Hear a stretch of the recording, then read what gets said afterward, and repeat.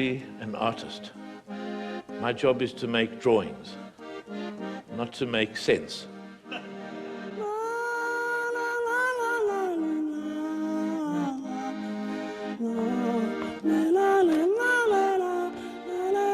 The seriousness of play. It's about saying, in the looseness of trying different things, images and ideas emerge.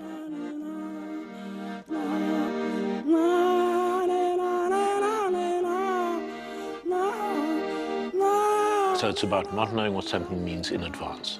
It's always kind of been in between the things I thought I was doing that the real work has happened.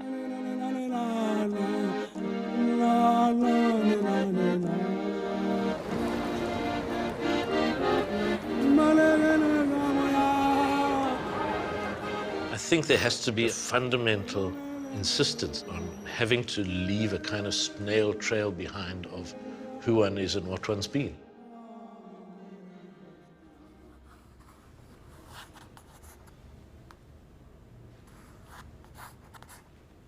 I started off drawing the way all children draw. It's not unusual.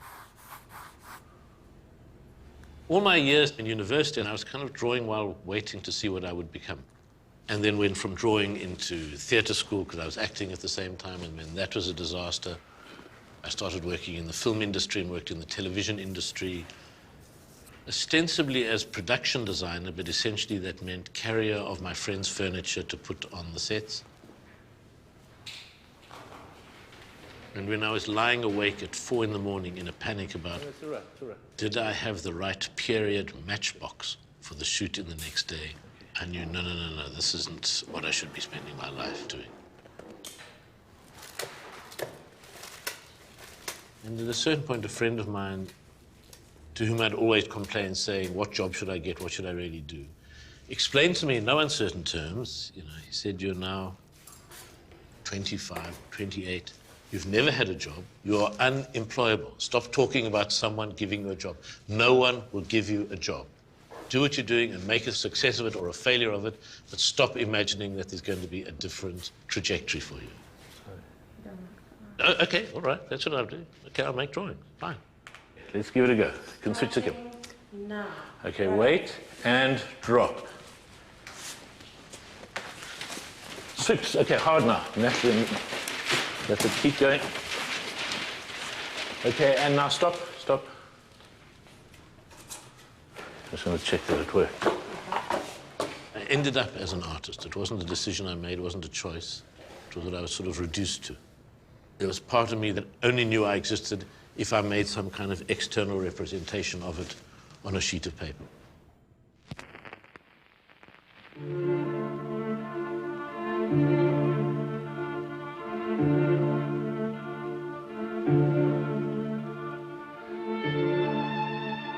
The important thing about the first animated films I made is they were done as a response to doing something which I thought I understood, which was making charcoal drawings. They were done on the basis of trying to get away from doing drawings, having exhibitions in which I could see my life heading out ahead of me, 30 more solo exhibitions of charcoal drawings. So I decided I had to do something that wasn't going to be in a gallery, that was done for my own interest and pleasure. And Soho and Felix came out of that.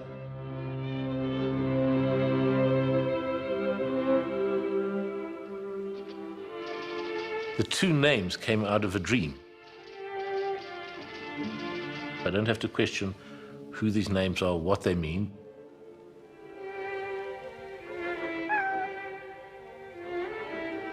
They then understood later on that they're both a kind of self-portrait in the third person.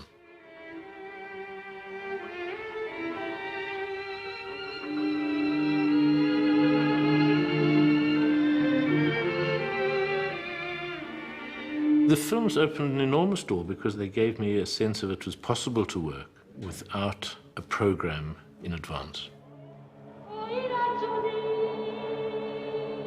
That if you work conscientiously and hard at it, and there is something inside you that is of interest, that is what will come out.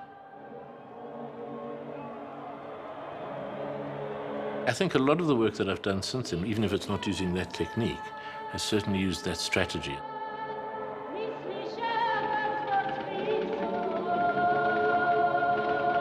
the provisionality of drawings, the fact that they're going to be succeeded by the next stage of the drawing, was very good for someone who's bad at knowing when to commit something to being finished. Here the drawing would go on till the sequence was finished in the film, and that would be the end point of the drawing. An understanding of the world as process rather than as fact. Temperamentally, all of those things made sense to me, and intellectually they made sense to me. And somehow this technique allowed that to come forward.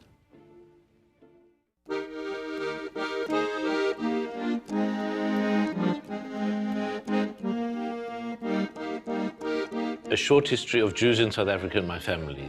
Someone tries to kill the Tsar in the 1880s, and there's a pogrom unleashed against Jews throughout the far reaches of the Russian Empire.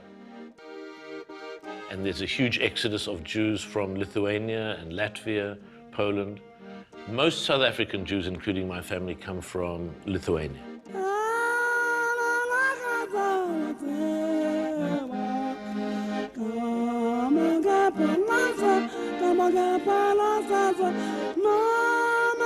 My great-grandfather, who was a chazan, a singer, whose name was Kentridge, which is the son of cantors, came first to northern England, and from northern England to South Africa.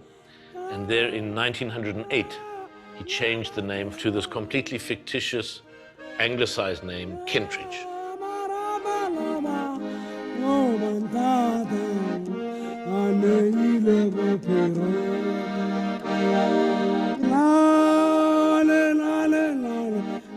My grandfather was a member of parliament for 40 years. Obviously, we're talking here in South Africa, a whites-only parliament.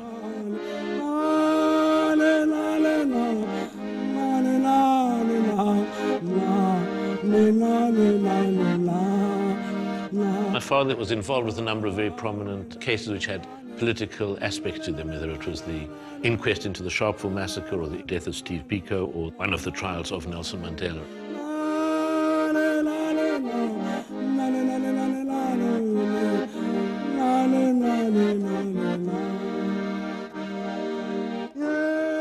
It was very much a house in which a kind of incandescent rage against what was happening would emerge. One of the reasons for my father's extraordinary skill as an advocate was that there was a real sense of outrage, not a performance of outrage, a real sense of outrage which was then enacted in the courtroom, which was a very powerful thing to see in my childhood.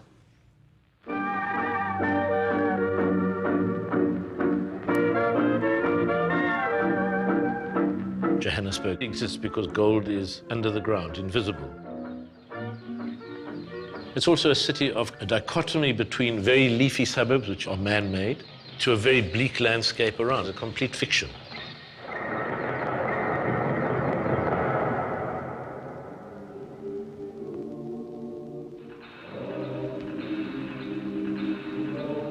All the mountains that are there are mountains which have been taken out of the ground from the mines.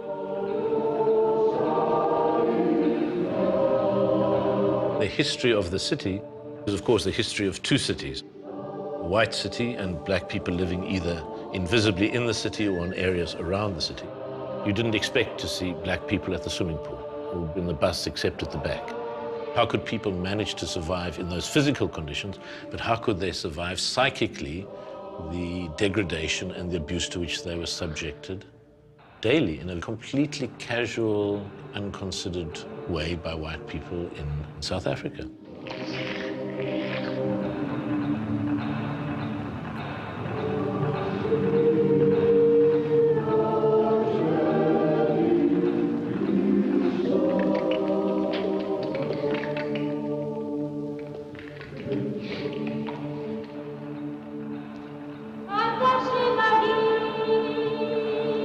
The work is sometimes about trying to recreate the strength of a passion when it was first felt, whether it's anger or distress. Remember when you first saw someone beating someone else up in public, and that was when I was driving down a street with my grandparents, and just driving past a side street, looking up the side street, saw a man lying on the ground and 5 people kicking his head.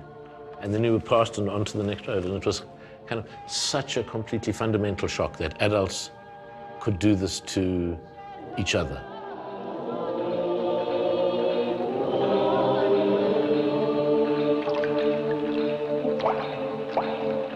But try to hang on to that initial shock, try to recreate it or to re-evoke it, or to track it back in yourself when working with something is part of the tasks of the film.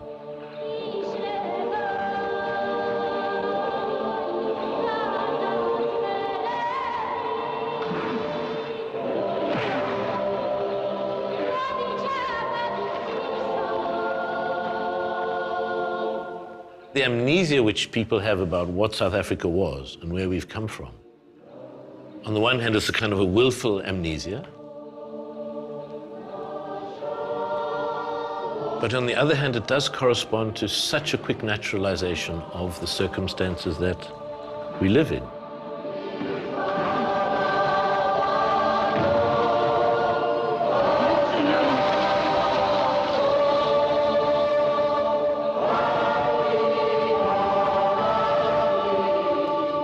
It's kind of hard to remember what that world was. Take a half a step this way. That's it. Start.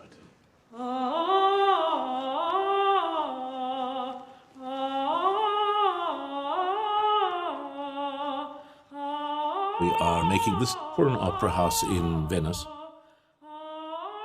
It's a projection which is seen while an audience comes in and the orchestra is tuning. Hello, this is the composer calling. I'll play you some chords, and then I'm going to kind of play along with you a little bit, okay? Just talk a bit, sing a bit, talk a bit.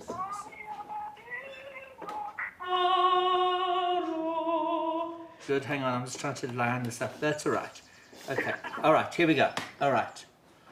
Can you hear the... Okay, when you're ready.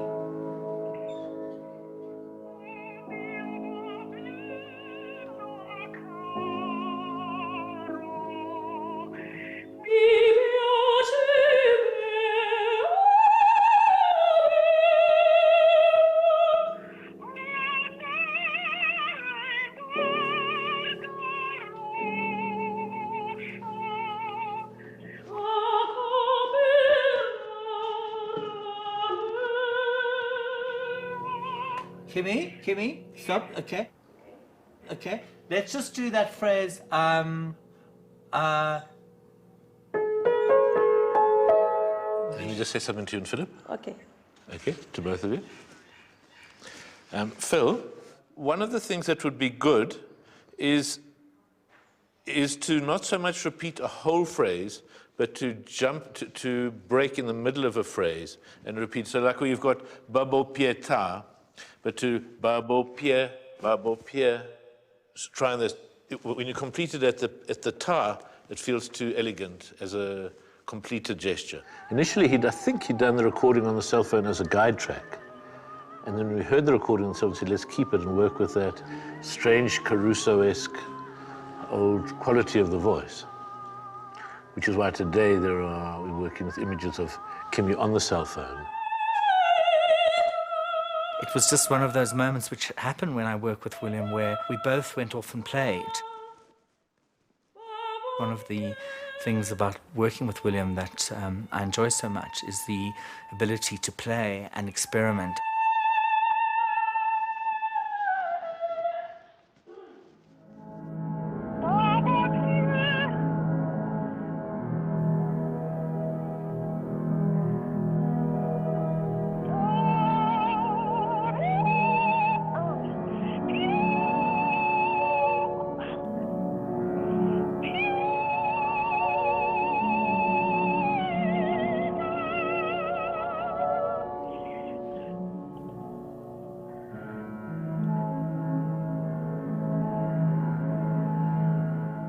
When I was about 15, I had this, people had to say, what did you think you were going to study? What did you think you were going to be when you were an adult? Lawyer, engineer, deep sea diver, marine biologist.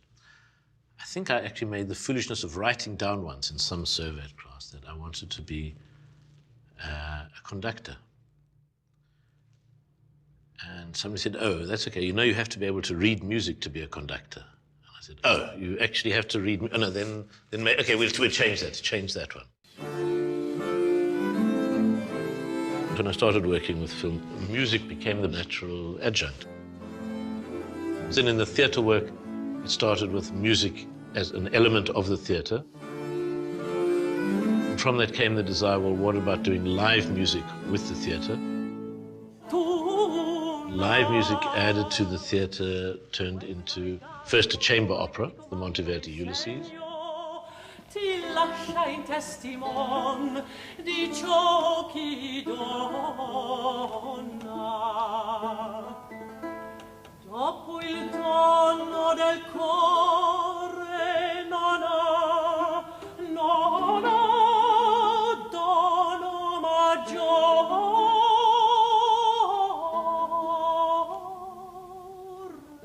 And another chamber opera based on Zeno, and then a full-scale opera, The Magic Flute.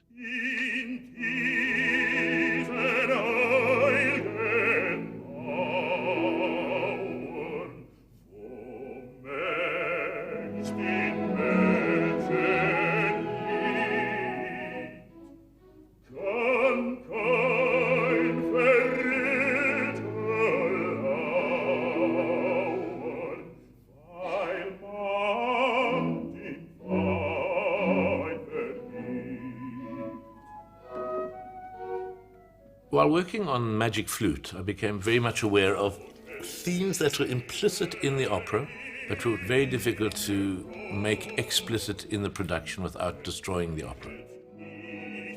The whole question of the authority of Sarastra and the certainty of the Enlightenment. When it seemed possible to have a benevolent dictator, someone who would combine wisdom with authority and violence.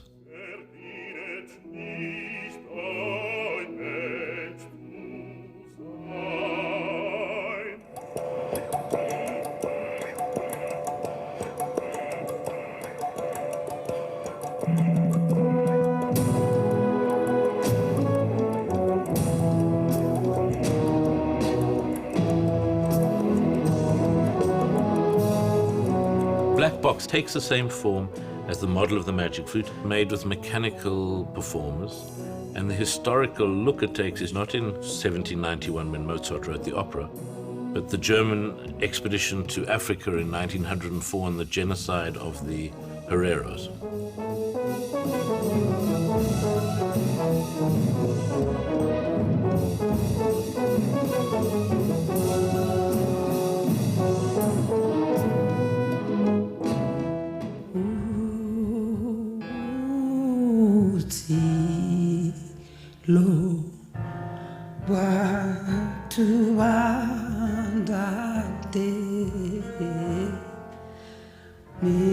The List of the Dead that Alfred Machalimeli sings, that lament, is an improvised hymn that he made based on the melody of the priest's march at the beginning of Act 2 of the Magic Flute.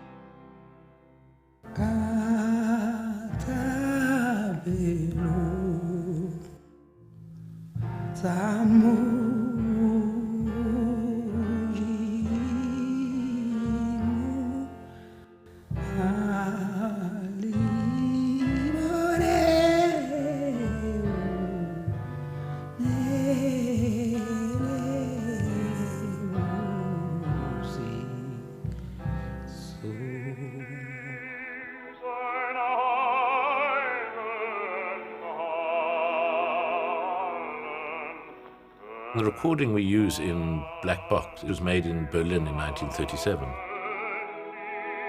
And there's a sense of what does it mean to be singing a song about the benevolence of humankind and the brotherhood of man, with all the Nazi brass celebrating that moment.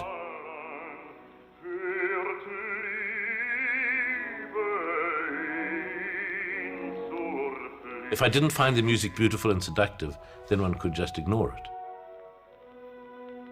But the fact that one is caught by it, but understands that intolerable situation in which it was being produced. is the starting point of the energy to spend those months making the piece.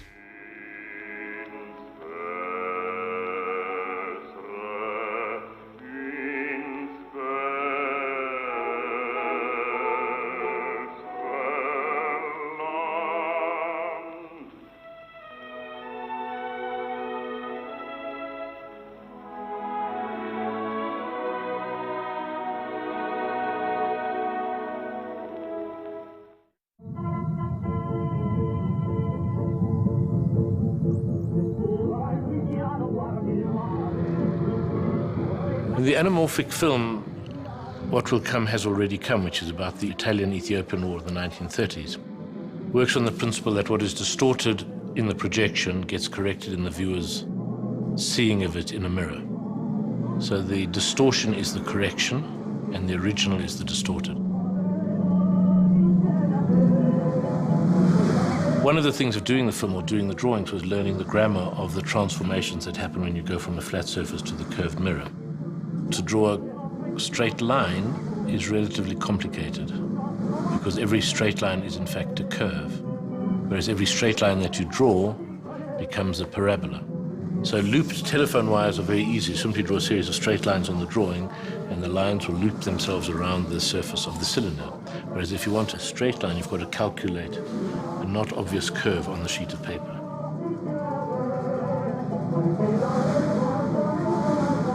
I'm interested in machines that tell you what it is to look, that make you aware of the process of seeing, and make you aware of what you do when you construct the world by looking at it, but more as looking and seeing being a metaphor of how we understand the world.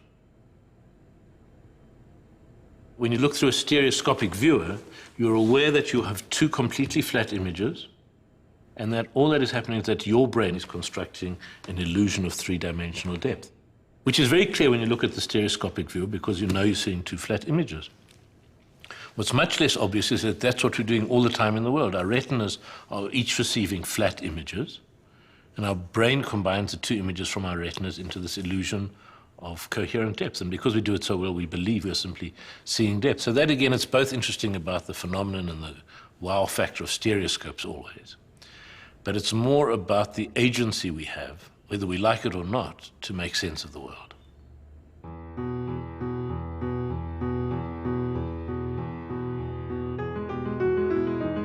The Méliès films are about life in the studio, to gather the energy to begin an image or to continue with it, walking and stalking an image.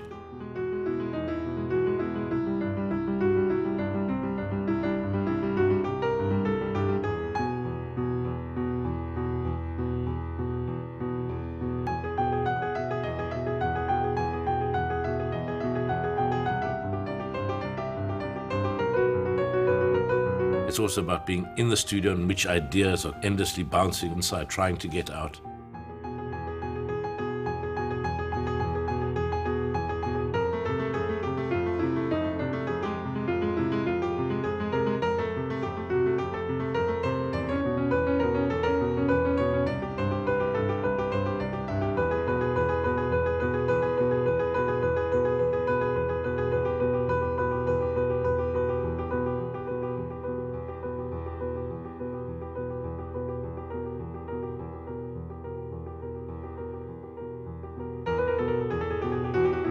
Georges Méliès, the great early French developer of cinema and magician, starting then to do paintings in his studio and performing in front of these paintings and filming those. The homage to Georges Méliès and Journey to the Moon is very much continuing that, performing in the studio with the camera, saying those three things were necessary: the actor, the scenery, and the camera. The studio as engine room.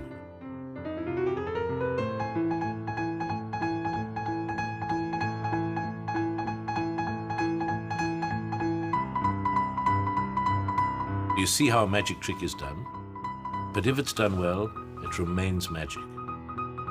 Cinema started as vaudeville, making these even more fantastic. In one frame you can change your costume.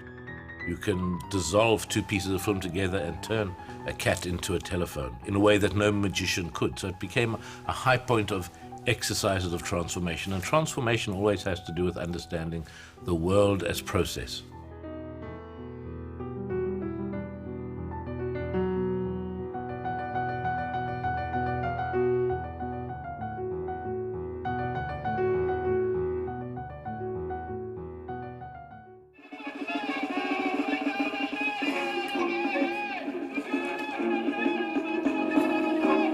For a long time I've been wanting to do a project that has to do with Russian modernism and the end of Russian modernism. I came across the short story of Gogol, The Nose, which struck me astonishingly as an amazing story, and was then talking to a friend about it who then said, you know, there's a Shostakovich opera. When the Metropolitan Opera said they wanted me to do an opera, we spent a long time trying to find one that seemed appropriate. They suggested Shostakovich. I said yes to Shostakovich, but first prize for me would be to do Gogol's story, The Nose.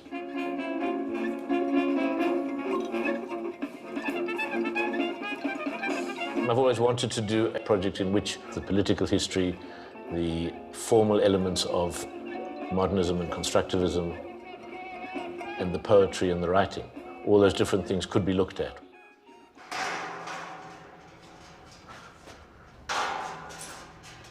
They all come into the production of The Nose, not all of them into the opera, of course, but chunks of them into various other iterations of the material.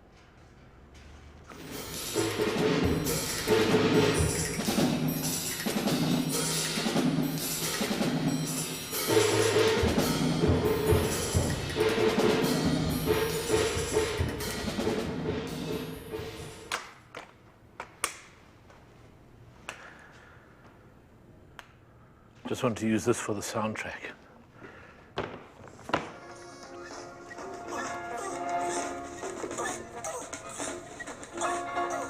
One of the things that's essential for the work to happen, there needs to be a heating up, bringing something to a boil, which is done both by working on something consistently, but also allowing something to throw off possibilities from an initial image.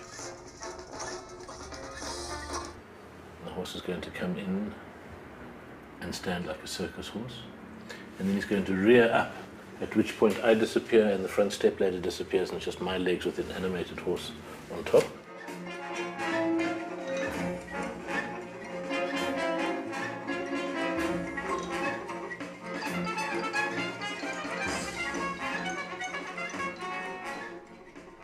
And horses come into the nose, not because there's a horse anywhere in Gogol, but there are lots of horses in Russian socialist realist painting.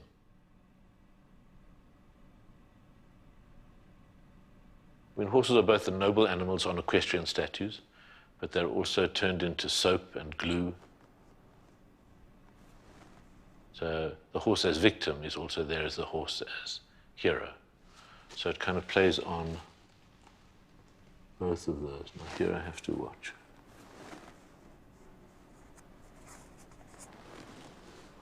I advance the image 2 frames, and then shift the horse, the paper horse, along.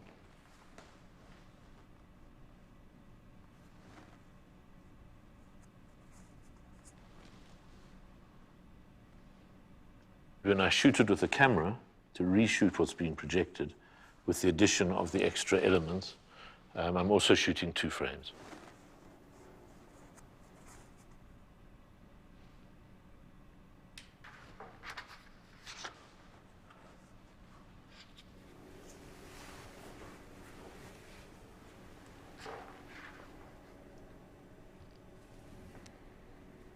We rely on a similarity of shape and tone to make the viewer not understand that we suddenly changed medium.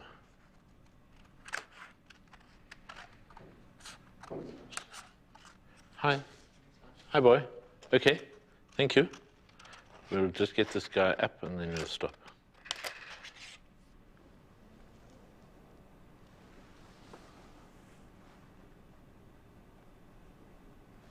I think one does think with one's hands. And I think that's why a keyboard is not a good place for me to think. Some people think very well on a keyboard. And I need this kind of the fidgeting of charcoal or scissors or tearing or something in my hands, as if There's a different brain that is controlling how that works.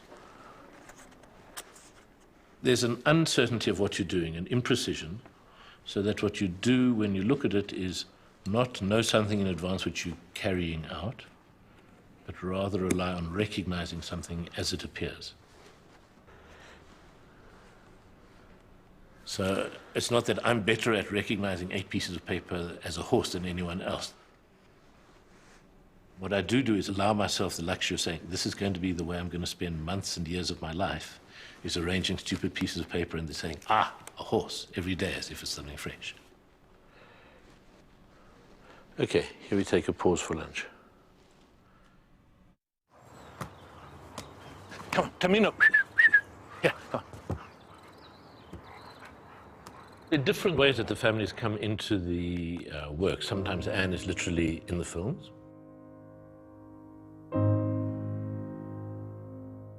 Sometimes things work in a different way. When they were children, when they were small, for every birthday I would do a puppet show, improvising puppets out of objects that were in the house. And this continued until they begged me to stop. They'd much rather wanted to watch DVDs or listen to music. But a lot of the impulse and the kind of ways that puppets were improvised became the basis of a lot of substantive work afterwards.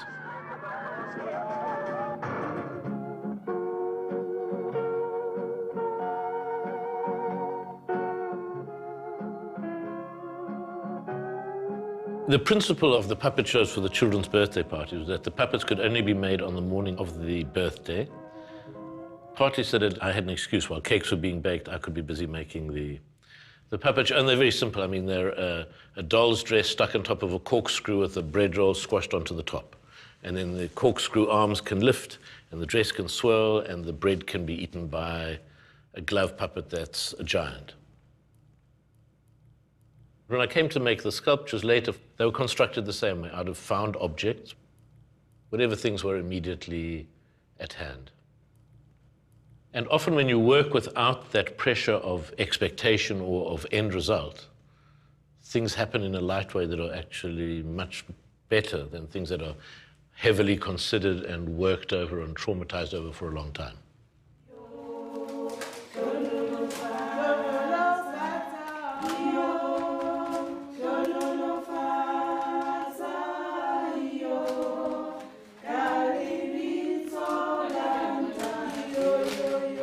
Something can move from one form into another. So the same image can exist in a tapestry, a sculpture, a drawing, a performance on stage.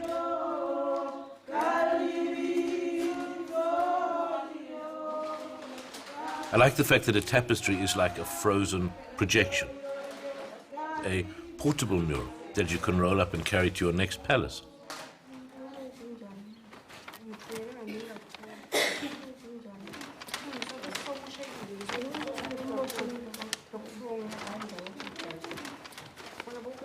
A tapestry also is pixelated. It's not a brush mark. It's made up of a series of very discrete stitches, the decision every single thread. The way of making the tapestry is working across these lines of thread, slowly making a journey of completing the tapestry from a blank series of warp threads to a completed image.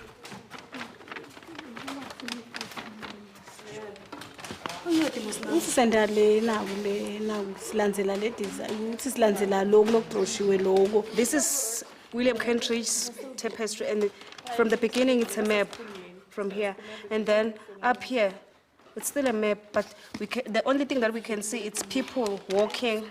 So I think if maybe you're having a problem from this side, then you can move from this ocean to another ocean to look for green pastures. That's what I'm thinking. So I'm not really sure. And there's not necessarily a hierarchy that the one is a sketch towards the other. The tapestries aren't a sketch towards the projection in the opera. The opera is not a staging of what exists in the tapestry.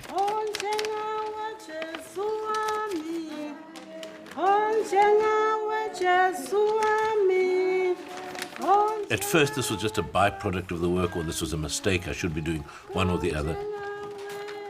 Now I understand, or for me it's very important, that the multiplicity, the excess, the drowning excess of the image in its different iterations is part of the work itself.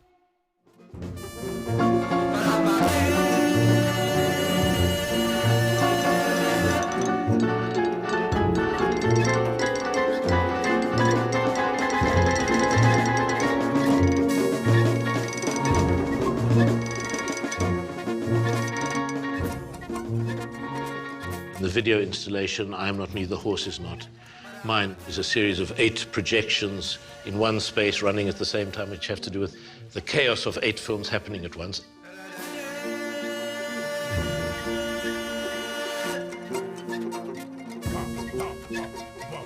It's about kind of a heightened energy, which one has a sense of in that early period of Soviet art making.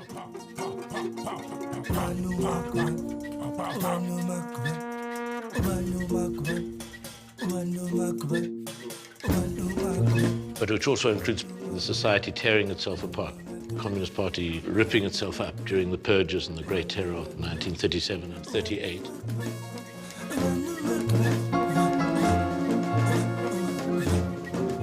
But it's really about comedy and tragedy.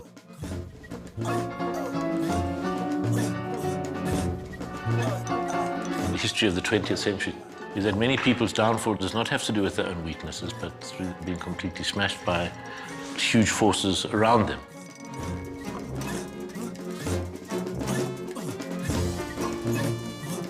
And sometimes kind of the universality of laughter rather than the particularity of tears is a better way of approaching these huge social shifts and changes.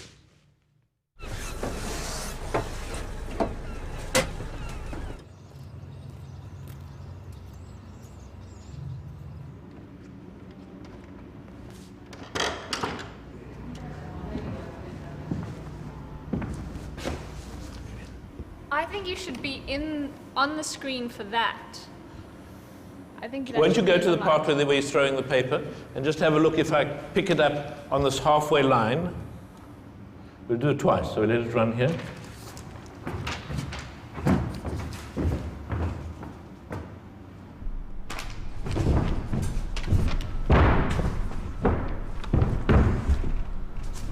Live performance, either with or without a projection around me, starts to become more important. There's a sense of the possibilities it opens up. For the last several months, in fact, the last couple of years, I've been working on a project which is related to the nose. Both the short story and the opera tell the history of one collegiate assessor Kovalyov, who wakes one morning and finds that his nose has disappeared. Now, Kovalyov... This is a section of I Am Not Me, The Horse Is Not Mine, and the title comes from a Russian peasant saying, denying guilt. If you're accused of something, you'd simply say, I am not me, the horse was not mine. In other words, I didn't steal the horse. The different fragments. I mean, we've got how to put the different pieces of Shostakovich, Gogol, the history of the Russian Revolution, to put all these... I am only an artist.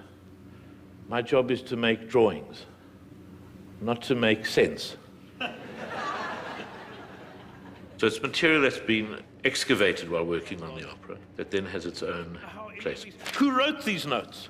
None of these notes make any sense to me at all. So it's a footnote to the opera, or an essay about the opera. But you must understand, it's very hard for me to die. But in some ways you can turn it on its head and say the whole opera production is simply a provocation to arrive at this piece, because in fact the opera has 7 performances. After that, that's it. Whereas this already has had a much longer life than the opera will ever have. Stalin, and it's easy for us to go on living, brackets, noise in the room, prolonged laughter.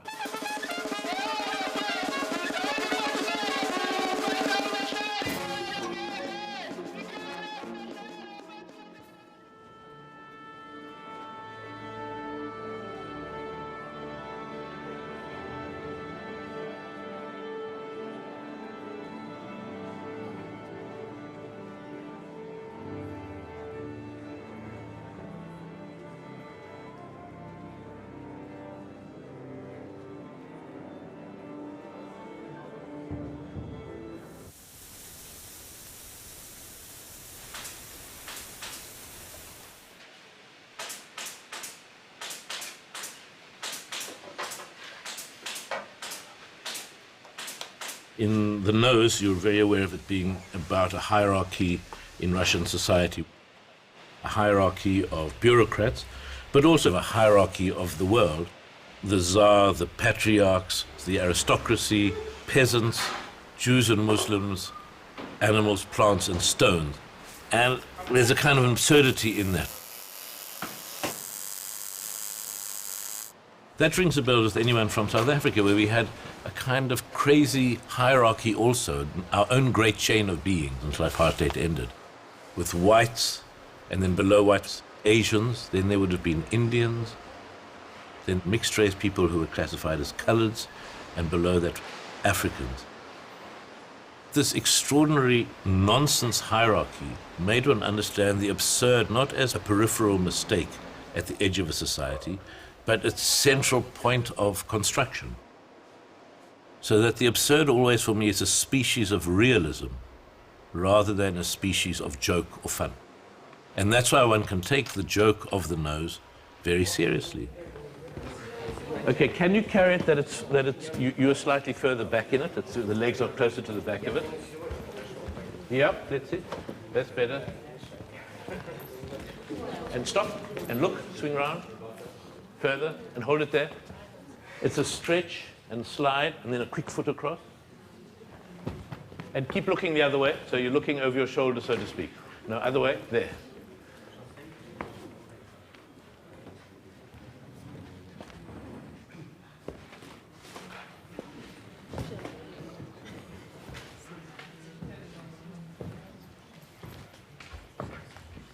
Okay, Frank, let's see if you give yourself more self-importance. So when you're walking, it's got a kind of hump. More like an elephant walk. It's got a... And you can emphasize that in the actual, your arms can act as like the belly of it, so that it actually... I have it. It's another world in there, right? It's another world in there. Oh, sorry. It's okay. It's on your nose. Okay. Hi, very pleased to meet you. Yeah, finding them beautiful, maybe. Just to remind you all, the story is written in 1837. Gogol writes the short story, The Nose, and which the young Shostakovich, is 22 when he writes the opera, wrote in 1928. And there are two themes. There are two themes that we follow in the story that are in the opera. The one is one theme which Gogol is writing about is the terror of hierarchy. And the other theme, of course, is the person divided.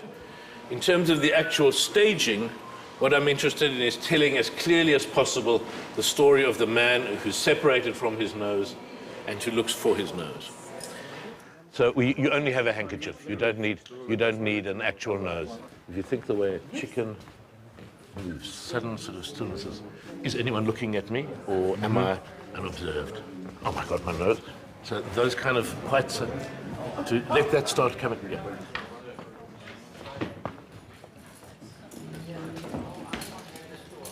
Just if you put your foot above the top railing, there, and then you do the big turn. So you start with your hand down, Paolo, when you're wheeled on. And there's always discovery in the making. I mean, that's the principle. The making has to be loose enough and open-ended enough for there to be a place for discovery. Let's do it again, just because it's actually faster. There's less time than we thought. Maybe we have to cut one of the turns out.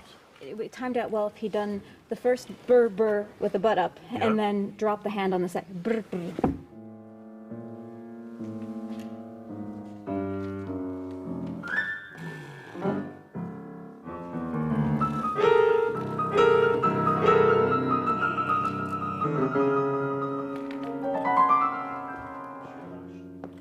To us. Скачил меня, пришик на носу.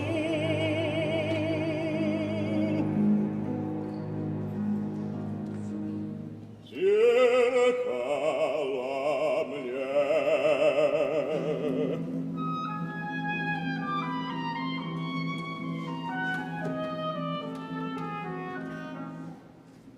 Как? Что такое? Что нос? Где же нос не может быть?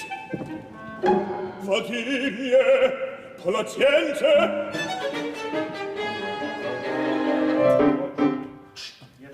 нет носа, не может быть. Да я еще верно сплю. Ушли.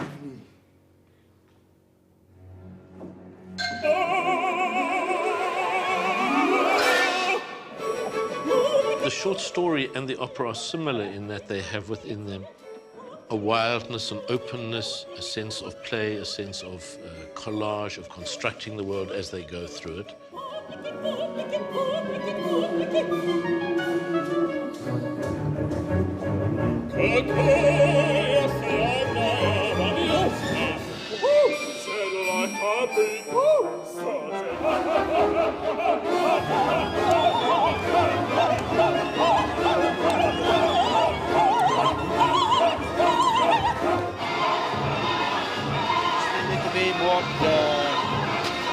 Stage right? It's too early, too early, too early, too early, too early. To capture them only when they start. And the opera has to do with the idea of making a huge drawing. And people move in it and sing in it. And the projections sometimes have to completely envelop and swallow everyone on stage. And sometimes within the huge projection, a small room is picked out or lit or highlighted, so that you also are aware that there are humans performing and singing and acting their hearts out on stage in front of you.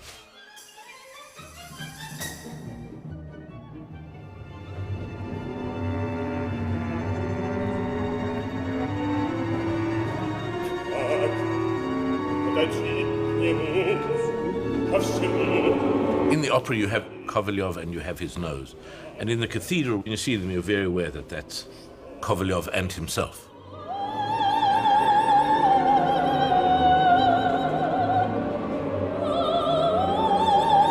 I suppose the real interest for me in the opera had to do with understanding the self as so divided. Emblematically shown by a nose that doesn't recognize its owner as its own and is in conflict with itself. The body's in conflict with itself. And that's a way of understanding the world of ourselves as fundamentally divided, that every self is a series of contradictory impulses held together and given a sense of coherence. But if you take it right up, you'll see it's got a great swirl. Yeah. Yeah, okay, so that can be... Why don't we start at the top of C9? Top of C9, please.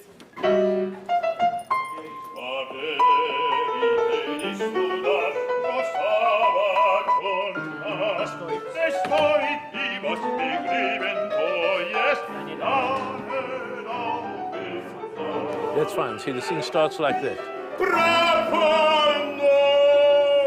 Thank you. Thank you. Thank you. Thank you. Boy, at the moment it's too long with everybody unmoving. In this part, you're passing papers to each other, but at maximum stretch.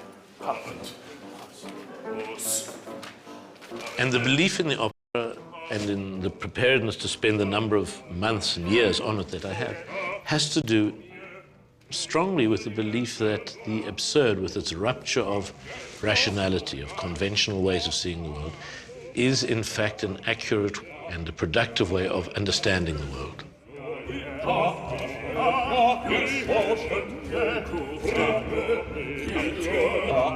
And why should we be interested in a clearly impossible story? Because, as Gogol says, in fact, the impossible is what happens all the time.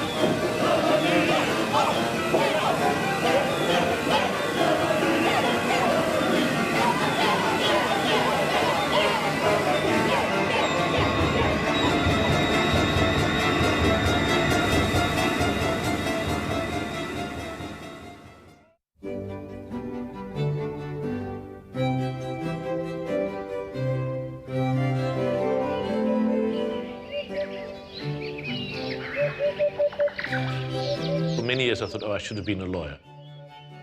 But on the one hand, there was a sense of, that's been done. My father's done it, my mother's done it. Not going to be done better by me, that's for sure. On the other was the sense of saying there's a kind of a rational clarity to law, which didn't seem to me adequate to the comprehension of the world.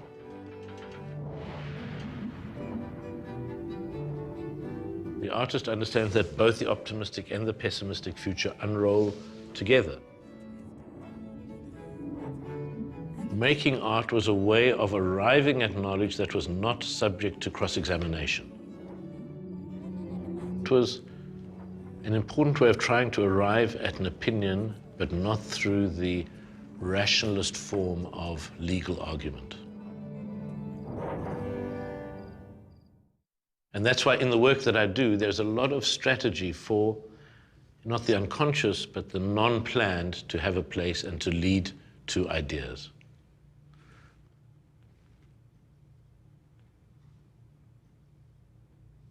And that's where the art comes from. That's why art rather than analysis.